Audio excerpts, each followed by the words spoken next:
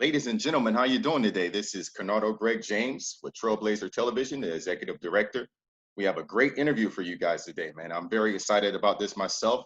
Reached out to this brother on Facebook, and he was born and raised in Conway, South Carolina. He graduated from Conway High School in the University of South Carolina. He has a master's degree in counseling from Webster University. He has been a licensed counselor in the state of South Carolina since 2001.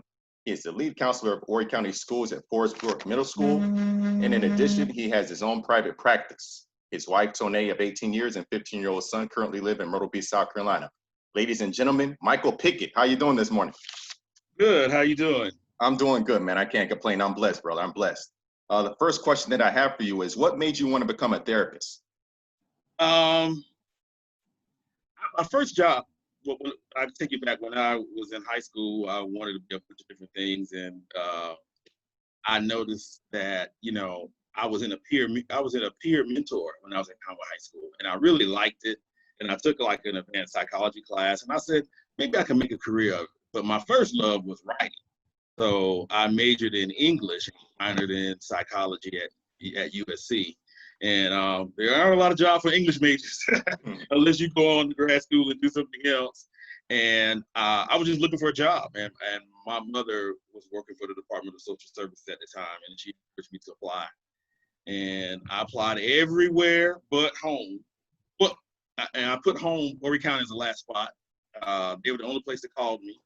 And was working in the field with foster children for a while. And I had this one client from the Longs area, and I can't remember his name, but he would not go to counseling. And he told me while I was taking him that, counselors, none of them looked like him. They were these older white people or older white women. He's like, they can't relate to my life. And there weren't any African-American male counselors, and still aren't that many around now. And it was even hard finding an African-American female counselor. And I was complaining one day, and my advisor kind of said, stop complaining. There's a school, Webster, I never heard of it. And I looked into it, and I was accepted. And I just kind of went on that journey. And when I think back, I think about, me having that experience being a peer mentor and me just really liking the field of psychology. I guess it was kind of like, God kind of pushed me in that direction. A very good answer. How early can someone develop mental illness? It's a difficult question. I would say some mental illnesses, you're going to have to be like your bipolars, your schizophrenia, you're talking like in your teenage years. But things like ADHD, I've worked with some young kids as young as 4. I would say so 4 is probably about the age. There are some students that I work with, some kids that have been a victim of trauma or abuse or neglect. So those are kind of like environmental causes of mental illness, where they may be more anxious, they may have trouble sleeping, just kind of nervous, fearful young children. And so you work with them at that age about just kind of self-soothing and developing trust again. So I would say about 4 is probably the recommended age. Okay. Some people may be suffering from mental illness and not even realize it. What are some of the signs and symptoms of someone that may be suffering from or need some therapy? It's hard. Sometimes we know when we're not. We know when we're not right. We don't always have the language to express it. We may think we're physically ill. We may think we're overworked. We may think we've been eating the wrong foods. But I think if you have a support group, those are your main. That's one of the main reasons why you may know that you may have a mental illness, because your best friend, my mom, I'm an only child. So when my mama keep asking me, are you okay? That's the kind of a sign that maybe on the outside, my body's showing what's really going on the inside if I'm worried or stressed. So I think having that support group that can kind of not check you, but let you know, man, you're not acting yourself, you're not looking yourself. Also, you want to look at your sleeping habits. I'm old, man. I'm 47, so sleep is important now. Back then, it wasn't important. But if you're waking up constantly in the middle of the night or just can't go to sleep, your eating habits change, or you just things that normally frustrate you or normally don't frustrate you are now frustrating you. Your tolerance level is lower. Those are some signs. If you normally don't drink or smoke, doing those things more, or just kind of being more socially isolated. When you notice that things that used to bring you joy don't bring you joy anymore, that's when you know something wrong. When I was younger, my mom said she always knew I was sick. I didn't eat French fries. That was her. So that was a telltale sign that something was wrong with me. Or I had a client that loved sports and he was no longer interested in even watching basketball or playing it. And so I kind of was talking, trying to educate him, like, oh, that's a sign that that you're slipping into some form of depression, because things that bring you joy anymore don't bring you joy. Wow, that's a great answer myself, because I know I suffer from depression from ages 17 to 24. And I'm naturally quiet. You know what I'm saying? That's just how my mother was. That's why I got it from my grandmother. And even when I was quiet, I was just eerily quiet at one point in my life. And my mother was just like, what's going on? Something's not right. Even though, mother knows it all, right? So yeah, that's a great answer. Knows. Yeah, mother knows. So she saw something was really affecting my life. And like you said, and you may not even, you may have known something wasn't right, but because sometimes when you're struggling, let's say with some mental illness, it's a gradual thing. So it may not be, even to yourself, you may not know that you're delving into a deeper form of depression. I had a client call me yesterday, and she's very aware that she's manic, and she described all the signs. She's very self-aware, but she's been dealing with it for years. A lot of people don't know. My wife will tell me, hey, you're a little grouchy. What's going on? It's because I'm worried about my son going back to school during this pandemic. I don't think he's going to keep his mask on, but as being a guy, we try to hold on to our feelings. Try to be a tough guy. But my mama knows and my wife knows. So you got to have that support system that can give you those checks. Absolutely. How dangerous is self-medication for mental illness? What are some ways that people try to self-medicate? That's a growing field right now. I would tell you that a lot of people are using the CBD products to help with anxiety, depression. I mean, CBD has a bunch of different uses, even medical grade marijuana. I've had some people that have had a glass of wine to just unwind and relax. What happens though is that when we self-medicate, we can't always put a limit on it. It can develop bad habits. You can self-medicate even with energy drinks. If you're someone who constantly has to drink, I know people who drink 3 or 4 energy drinks a day, and I'm like, man, do you not understand the health ramifications of that much caffeine in your body? But they need it to keep themselves going. But then to me, that's a symptom of, we got to work on what's going on, what's keeping you from sleep. Is it stress? Is it some anxiety? Is there some things going on in your home where you're not feeling peaceful?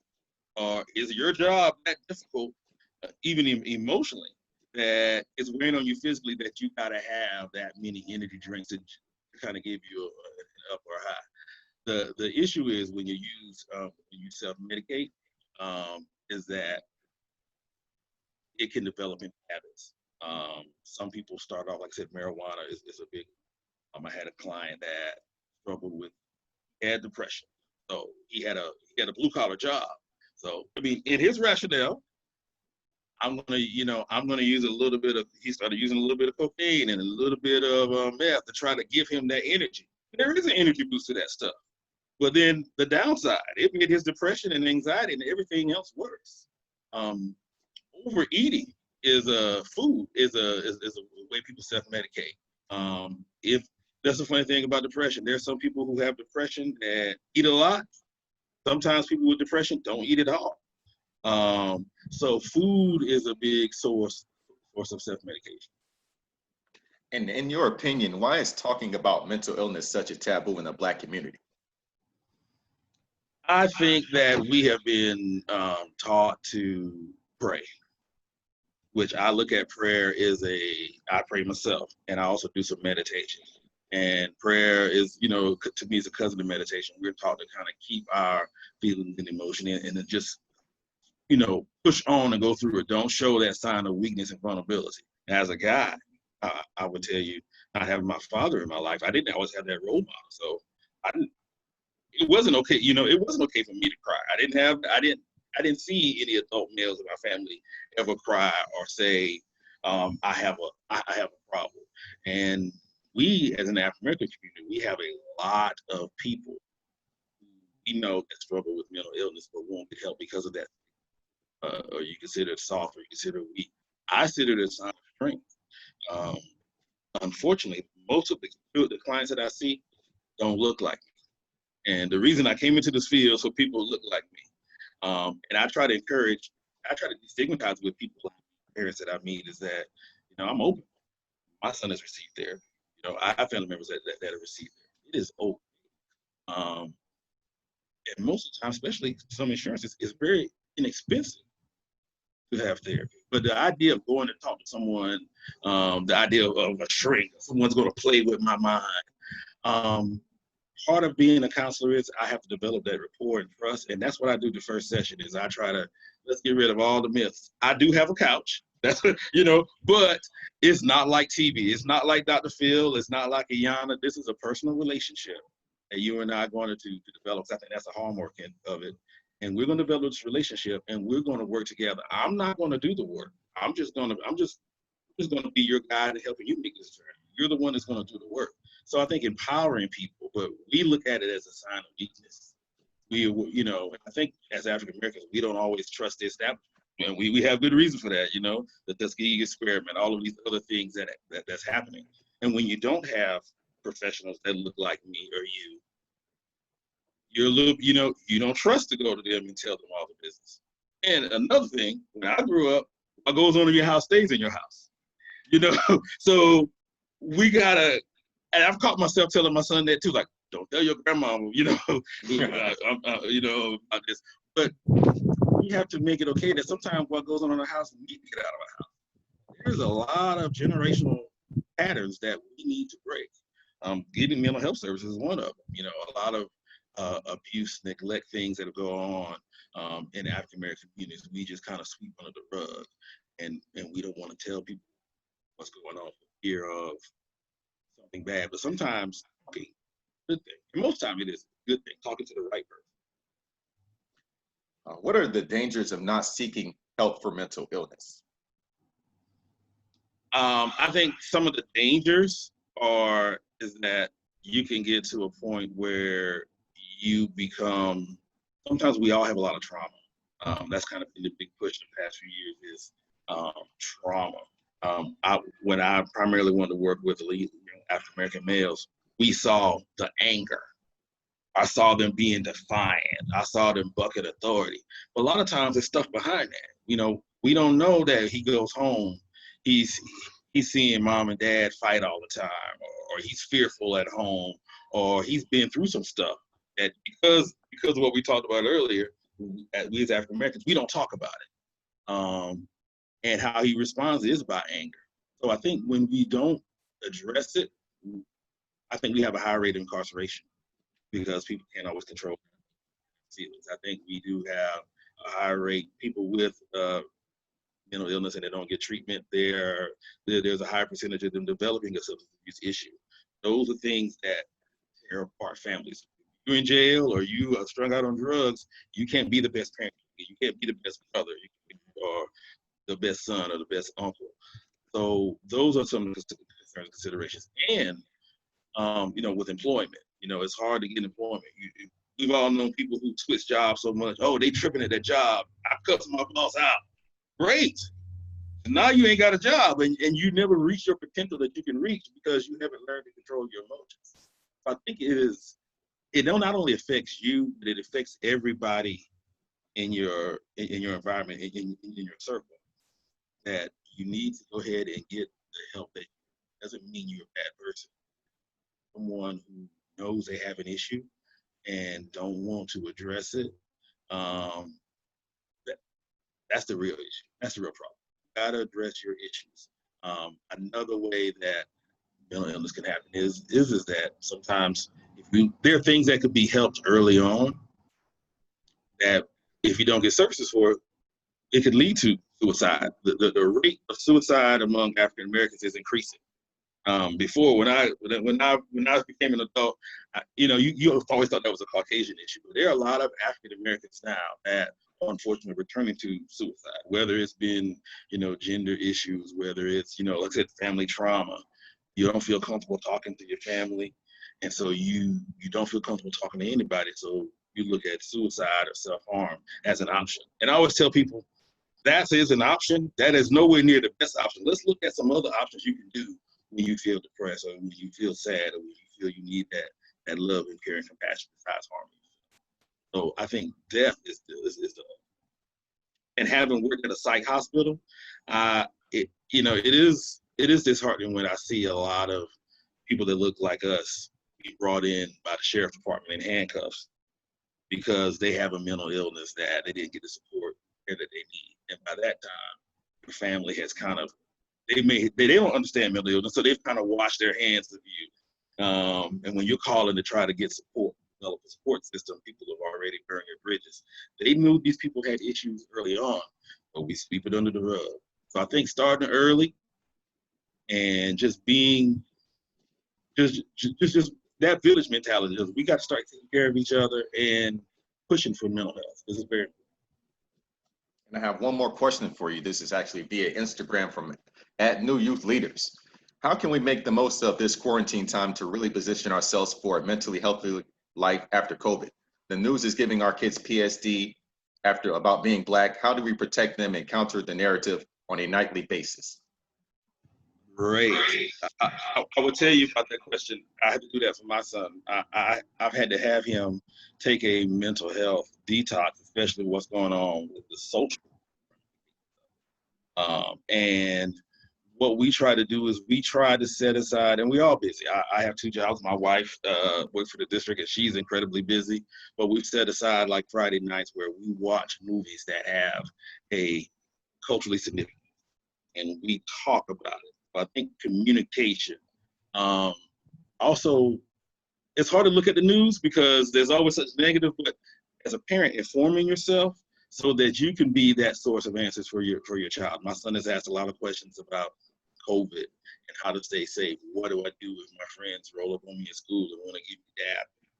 Am I going to be chastised for taking it too serious, or how do I? So having those, even though you think they may be common sense, just assuring them that as long as you take the precautions and that,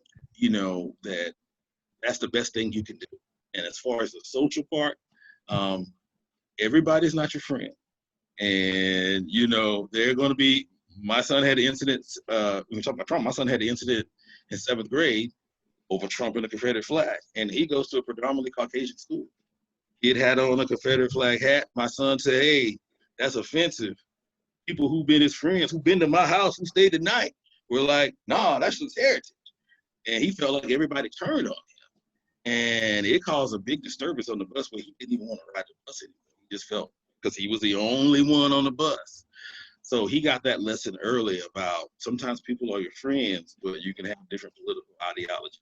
And I've tried to teach him that everybody who believes in a different political system is not an enemy, but you have to look at what do they have in common. Do they have your positions in common?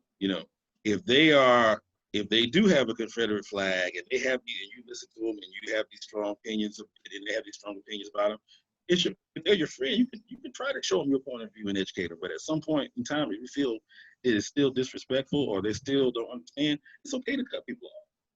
It's okay to take that break. So I would say working on relaxation skills. I try to talk to a lot of my clients about self-soothing, whether that is, I believe in mindfulness and meditation. Meditation doesn't have to be like on TV where I'm sitting there for hours doing that. It could be a 5-minute meditation, just so you can self-center and deep breathe and just calm yourself. Very good answer, man. This was a very informative interview, man. I enjoyed having you. I learned so much, man. How can people follow you? You have Instagram or Facebook, or how can people get in contact with you? Well, I'm Slack. I have a personal Facebook. I need to develop my own Facebook. My practice is called Milestone Counseling. My email is Michael Pickett, LPC @gmail.com. Also, if you go on Psychology Today, you'll find I'm actually listed in psychology today. There are several other minority counselors in this area. I could think of there are two other African American men that I think do private therapy. One I think both in like the North area. The RBHS program at Orange County Schools. There's several of us. My friend Latoya and Lavonda and Consuela. They also do private therapy, and they're African American females. And we kind of have a loose collaboration where we bounce clients to and from. And I always tell people this: my style may not fit for you. Some people think I'm too tough. Some people think I'm too easy. But I really work on developing a relationship. If you really want the help, I can find you some. It doesn't have to be me. It's not about me. It's about you. If you took the brave step and making that first step, I will wholeheartedly support you, whether it's with me, Joe Blow down the street, as long as you get a good quality care and keeping our mental health at the foot. Sounds good. Michael Pickett, ladies and gentlemen, man, I've really enjoyed having you on, and I hope to talk to you very soon. No problem. Thank you for having me. Thank you. Have a blessed one.